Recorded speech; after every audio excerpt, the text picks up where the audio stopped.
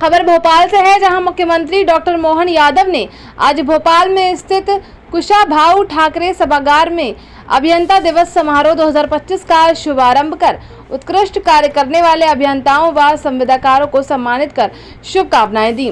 साथ ही लोक निर्माण सर्वेक्षण ऐप न्यूज लेटर एवं लोक परियोजना प्रबंधन प्रणाली का लोकार्पण भी किया। भोपाल से ब्यूरो रिपोर्ट।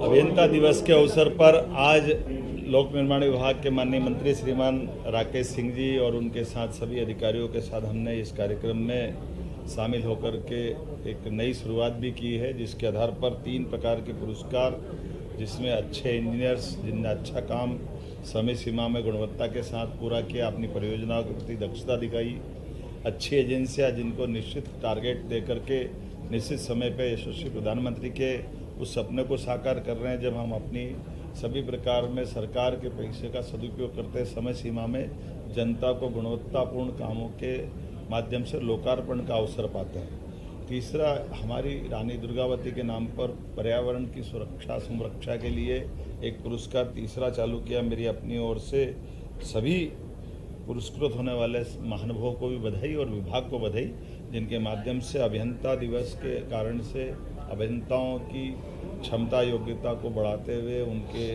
हमारे गौरवशाली अतीत में विश्वेश्वरैया जी बहुत स्वनाम धन्य बड़ा नाम है, जिनके नाम पर ये इंजीनियर डे माना जाता है।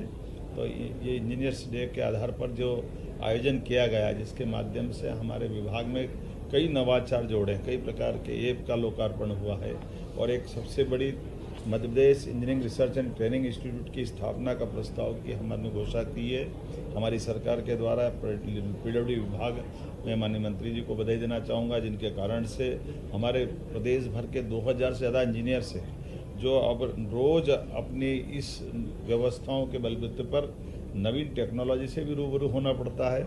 नए नए कामों के चैलेंज भी आते हैं और कामों की गुणवत्ता भी बनाए रखना।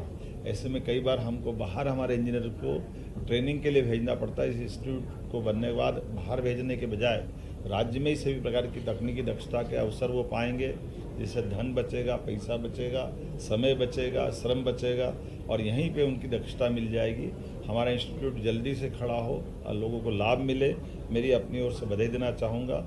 और ये जो नवाचार हुआ है कि हमारे यहाँ काम गलत करेगा उस पर कार्रवाई भी हो, लेकिन अच्छे काम वालों को प्रोत्साहन भी दें। कुल मिलाकर आज के इस समय में इसी प्रकार के भाव को चलाए रखने की आवश्यकता है। मैं अपनी ओर से पुनः अच्छे सभी प्रकार के नवाचार की बधाई देता हूं।